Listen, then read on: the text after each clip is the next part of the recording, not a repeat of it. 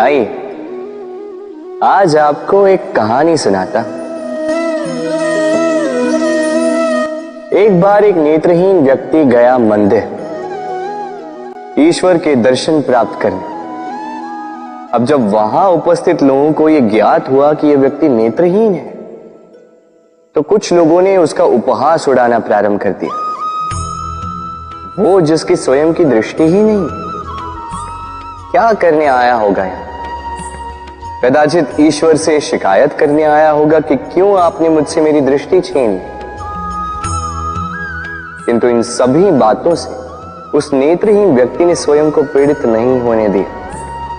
वो मुस्कुराया और उसने केवल एक बात कही, माना कि मेरे भाग्य ने मुझसे मेरी दृष्टि छीन ली, किंतु मैं अभागा नहीं, क्योंकि मेरा ईश्वर वो मुझे देख सकता है।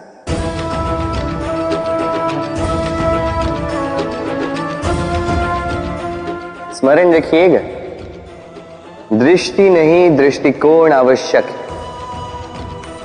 यदि आपका दृष्टिकोण शुभ हो तो अशुभ में भी शुभ स्वयं दिखने लगता है और मन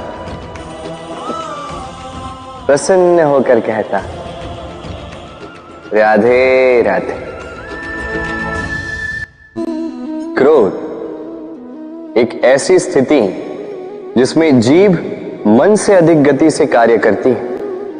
लालच वो मनस्थिति जिसमें स्वार्थ करुणा से अधिक गति से कार्य करता है। प्रतिशोध जिसमें व्यक्ति दूसरों से अधिक स्वयं को हानि पहुंचाकर सुख पाता है। और ईर्ष्या जिसमें व्यक्ति स्वयं के अस्तित्व को ही खो बैठता है, कुछ और ही बन जाता। दूसरी ओर आनंद वो स्थिति जिसमें आत्मा शरीर से अधिक प्रसन्न होती है।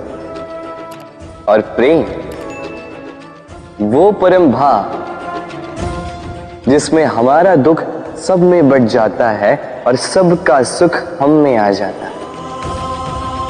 तो आपको क्रोध, ईर्ष्या, लालच और प्रतिशोध में रहना है या आनंद में रहकर प्रेम से ये जीवन व्यतीत करना है? निर्णय आपका है, क्योंकि मैं तो अपना निर्णय कब का ले चुका। राधे राधे। यदि जांचने जाओ तो ऐसा कोई रत्न नहीं जिसमें कोई खोट ना, किंतु यदि मन में बसा तो प्रत्येक रत्न हमारे लिए सर्वश्रेष्ठ। यदि परखने जाओ तो संसार में ऐसा कोई जीव नहीं जो सर्व से अधिक विषैला, किंतु यदि मानो तो ऐसा कोई जीव भी नहीं जो सर्व से अधिक सरल, जो केवल अपने पथ पर चलता है, जानकर किसी को हानि नहीं पहुंचाता।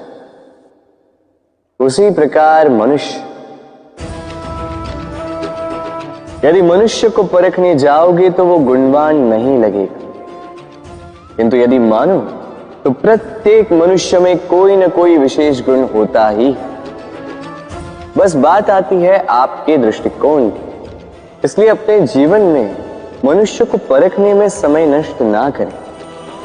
मनुष्य कोई वस्तु तो नहीं, मनुष्य आत्माधारी जीव है जो कदाचित आपके व्यवहार से बदल भी जाएंगे, पराये भी आपको अपना मानकर गले लग जाए।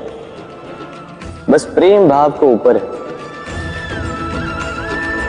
राधे राधे।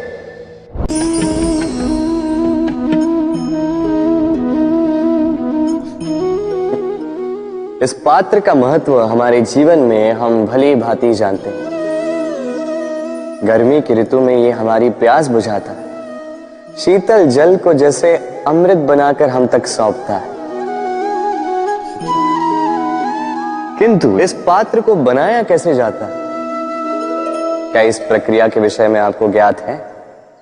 सर्वप्रथम कुम्हार स्वयं के पैरों से माटी को गूंथता है, मथता है, फिर उसके पश्चात उसे एक चाक पर चढ़ाकर उसके पश्चात उसे चाक पर चढ़ाकर घुमाता है, फिर उसके ऊपर बाहर से प्रहार करता है और साथ ही भीतर से सहारा भी देता है ताकि ये मटका टूटे।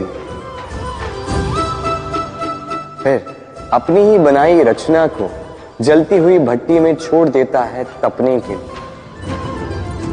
और उसके पश्चात शीतल जल देने वाला ये पात्र हमें प्राप्त होता है।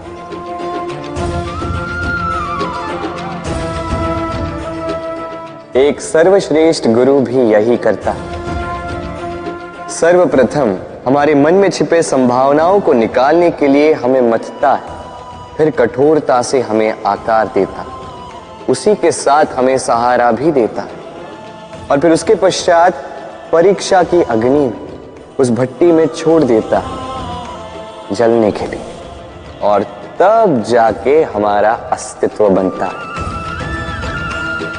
इसलिए यदि आपके गुरु कठोर हो तो उनसे कुपित ना हुई, उनसे क्रोधित ना हुई, क्योंकि वही वो कुम्हार है जो आपके जीवन के पात्र को एक सुंदर सा आकार देंगे। राधे राधे। जीवन में जैसे जैसे आप आगे बढ़ते हैं वैसे आप कई लोगों से मिलते हैं।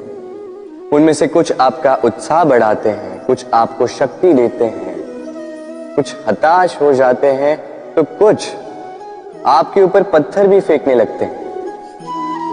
ऐसे में हम में से अधिकतर लोग क्या करते हैं? दूसरों के कर्मों के कारण स्वयं विचलित हो जाते हैं, क्रोधित हो जाते हैं उन पर, उनसे लड़ते हैं, उन्हें कोसते हैं, प्रतिशोध की भावना लेकर उन्हीं के फेंके हुए पत्थर पुनः उन्हीं के पास फेंकने का प्रयास करते हैं। किंतु इससे होता क्या? यह है आपका लक्ष्य, यह है आपकी राह।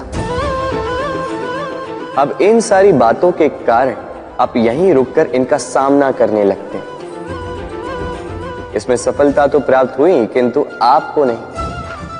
उन लोगों को जिन्होंने आपको रोकने की मंशा से आपके ऊपर पत्थर फेंकना प्रारंभ किया था, यदि उसके बदले उन पत्थरों को इकट्ठा करके आप अपना एक घर बना दें, तो आप पर पत्थर फेंकने वालों की संख्या धीरे धीरे कम होती जाएगी।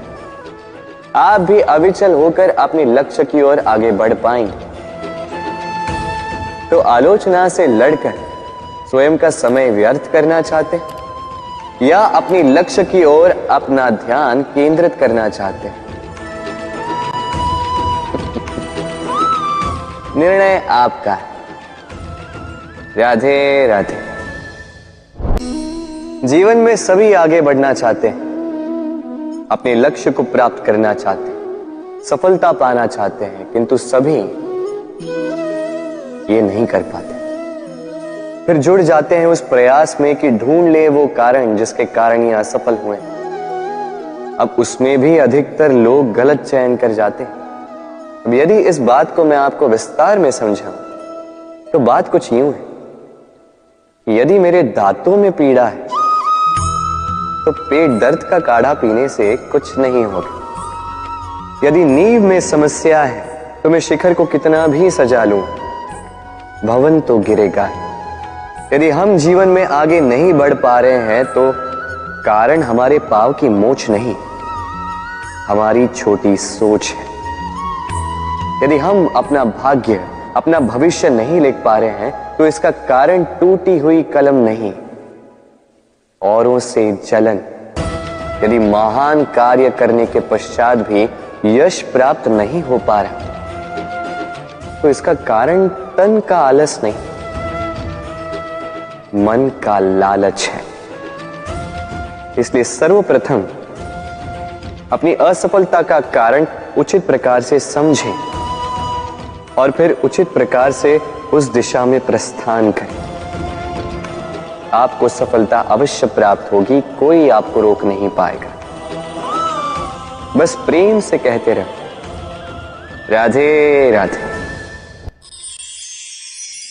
जीवन में हम अपनों के लिए, हमारे प्रियजनों के लिए सदा कुछ अच्छा करना चाहते हैं, उन्हें प्रसन्न करने के लिए कई बार उन्हें भेंट देते, और भेंट देते समय एक विचार सदा मन में रहता है कि यह भेंट विशेष होनी चाहिए, ये भेंट सुंदर होनी चाहिए, मूल्यवान होनी चाहिए, ऐसी भेंट होनी चाहिए जो सदा के लिए उन्हें स्मरण रहे।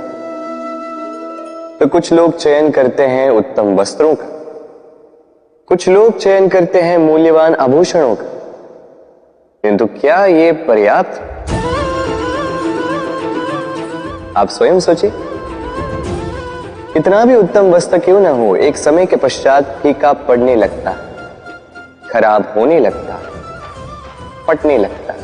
मूल्यवान आभूषण भी कभी न कभी चुरा लिए जा सकते, सदा के लिए उन्हीं के साथ रहेंगे ये कदाचित संभव नहीं।